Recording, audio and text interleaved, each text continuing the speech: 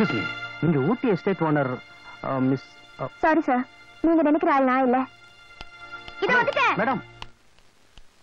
என்ன சார், தெரிஞ்சவங்களா? தெரிஞ்சவங்க தான், ஆனா தெரியாத மாதிரி நடந்துக்கிறாங்க. எஸ்? ஆமா சார், இந்த பொண்ணு ஊட்டில ஒரு பெரிய எஸ்டேட் ஓனர். ஒரு ஃபேக்டரி கட்ட விஷயமா இந்த பொண்ணை அவங்க வீட்லயே நான் மீட் பண்ணிருக்கேன்.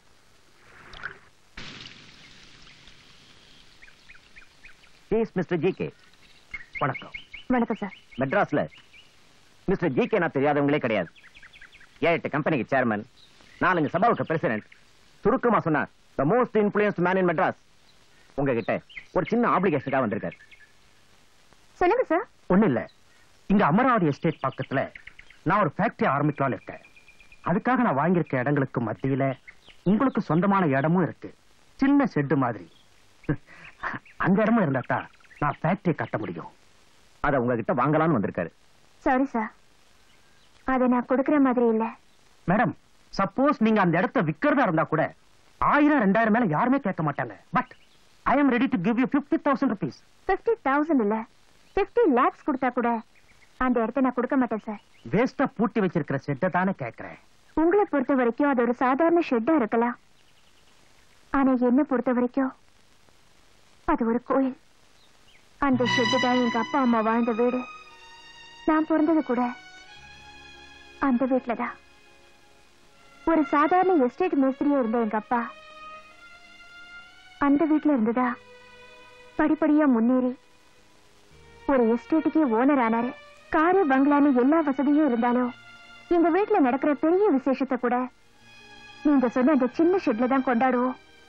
இது என்ன சார், எங்க அப்பா ஒரு டாக்குமெண்ட்ல கையெழுத்து போடுறதா இருந்தா கூட அங்க வச்சுதான் சைன் பண்ணுவாரு. இன்னைக்கு எங்க அப்பா அம்மா இல்ல, ஆனா அவங்க நினைவுகள்னு எனக்கு இருக்கிறது அந்த வீடு மட்டும்தான். என்கிட்ட இருந்து அந்த நினைவுகளை நீங்க பிரிச்சிடாதீங்க சார், பிளீஸ். ஏன் சார், அப்ப நீங்க ஊட்டியில பார்த்த பொண்ணும் இந்த பொண்ணும் வெவ்வேறு ஆளா இருக்கலாம் இல்லையா? நோ, கன்ஃபார்மா சொல்றேன், இந்த பொண்ணு தான் நான் ஊட்டியில பார்த்தேன். அப்ப ஏன் சார் உங்களுக்கு தெரியாத மாதிரி நடந்துக்கணும்? அதான் எனக்கும் புரியல. இந்த மாத மொத்த வரவு 640 ரூபாய் 70 காசு. வீட்டு வாடகை 125 ரூபாய். கரண்ட் பில் கட்டியது 18 ரூபாய். பால்காரன் பாக்கி 64 ரூபாய். காய்கறி மற்றும் மளிகை சாமான்கள் வாங்கியது 263 ரூபாய். காம்படிஷன் உண்டியலில் போட்டது 20 ரூபாய்.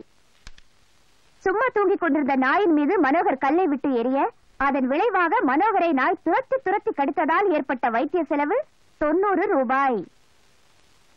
இந்த மாதத்திலிருந்து பாலு, மைக்கேல், ராஜா, மனோகர் பீடி குடிப்பது ரத்து செய்யப்பட்டு அதற்கு பதிலாக வாரம் ஒருமுறை முட்டை, மாதம் ஒருமுறை மட்டன் என்று புதிதாக சேர்க்கப்பட்டுள்ளது. சுலப தவணை முறையில் குக்கர் வாங்குவதற்காக இந்த மாதம் கட்டிய தவணை தொகை 40 ரூபாய். ஆக எல்லா செலவும் போக பற்றாக்குறை. இதை நான் ஒத்துக்கொள்ள மாட்டேன். ஒவ்வொரு மாதமும் பற்றாக்குறையா? பட்ஜெட் படிக்கும் போது யாரும் குறுக்க பேசக்கூடாது. பற்றாக்குறை இந்த மாதம் இல்லை. இந்த மாதம் சர்ப்ளஸ் 20 ரூபாய் 70 காசு. இந்த மாசம் சர்ப்ளஸ் 20 ரூபாய். இன்னைக்கு அதை செலிப்ரேட் பண்ணி ஆகணும்டா. லாட்டரி வாங்குமா? அஸ்ஸாம், திரிபுரா, பூட்டான், ராஜஸ்தான். லாட்டரியில வேணாம், சினிமா போலாம். சினிமால வேணா, பீச் போலாம். பீச் என்னடா இருக்கு? எக்ஸிபிஷன் போலாம். எக்ஸிபிஷன் எல்லாம் வேஸ்ட், கோயிலுக்கு போலாம். அதெல்லாம் முடியாது, சினிமா தான். இல்ல லாட்டரி, இல்ல எக்ஸிபிஷன் தான். பீச் தான். எக்ஸிபிஷன் தான். பீச் தான். இல்ல லாட்டரி தான். இல்லடா சினிமா. ஐயோ இருக்கிறது 20 ரூபாய் தான். அதுல ஆளுக்கு அபிப்பிராயம் சொல்லிட்டு இருந்தா எப்படி? ஒண்ணு செய்வோம், சீட்டு குலுக்கு போட்டு பாப்போம். அதுல எது வருதோ அது ஓகே. ஓகேவா? ஓகே.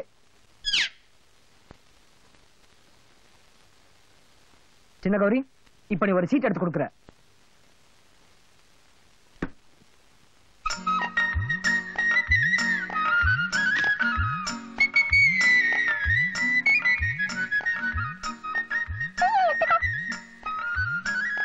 எக்ஸிபிஷன் தானே? கோயில் தானே? லாட்டரி தானே? சினிமா தானே? பீச்.